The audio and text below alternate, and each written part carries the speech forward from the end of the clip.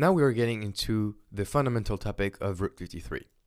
So Route 53 is a managed DNS, and DNS stands for Domain Name System. So what's a DNS? Well, DNS is basically going to be a collection of rules and records, and that help your clients, so your web browsers usually, to understand how to reach a server through URLs. And so in AWS, you have four most common records. You have the A record, that is a URL to IPv4. You have the quadruple A record for URL to IPv6, CNAME for URL to URL, and alias for URL to AWS resource. So you should know about these four, just make a note of them, they're very important. So you may be asking, how does it work, a DNS? Like, I don't even see it. Well, because you don't see it, I'm going to show you a diagram. Here is my web browser, and I want to access my application server, but I don't know the IP of the application server.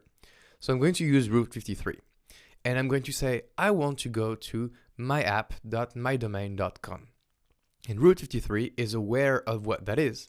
And it says, okay, it's an A record, so it's mapping a URL to an IP, and you're asking for myapp.mydomain.com, and I'll send you back the IP 32.45.67.85. And that's the IP you should use to reach your server. Now my web browser says, oh, that's cool, thanks. And it makes an HTTP request using the same domain name, but this time it knows to go directly to the application server, and the application server sends back the HTTP response. Now, because the DNS requests don't happen at every request, they get cached, so my web browser will know that now myapp.mydomain.com is my IP 32, etc., etc.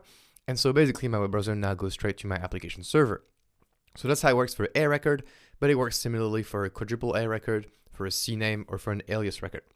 And so all these things don't have to be implemented by your web browser or anything. They just work out of the box. Every web browser knows how to work with the DNS. Okay, but this is how, at a high level, how Route 53 helps with routing requests from URLs to IPs or other URLs.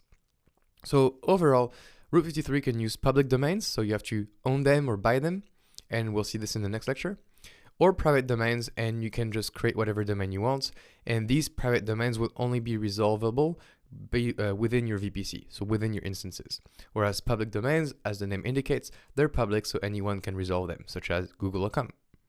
So Route 53 will have advanced features, such as load balancing through DNS, and that's also called client-side load balancing, health checks, but they're quite limited, and routing policy. So there's simple routing policy, failover, geolocation, geoproximity, latency, and weighted. And honestly, I don't think you should know about them for this exam, but still know that basically you can route based on wherever your server are located in the world, or what is the closest with the minimal latency, or you can even perform a weighted balancing. So by basically saying, I want this amount of traffic to go to this instance and this other amount of traffic to go to that other instance.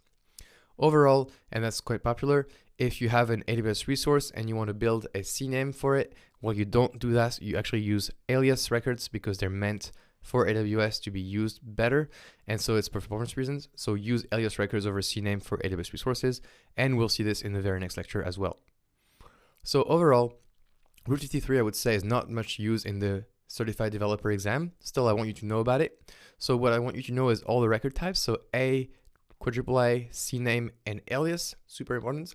And then you should know to use alias records over CNAME for AWS resources. So that's it for the overview. We'll just go into hands-on to see how in practice how it works, but that's it. See you in the next lecture.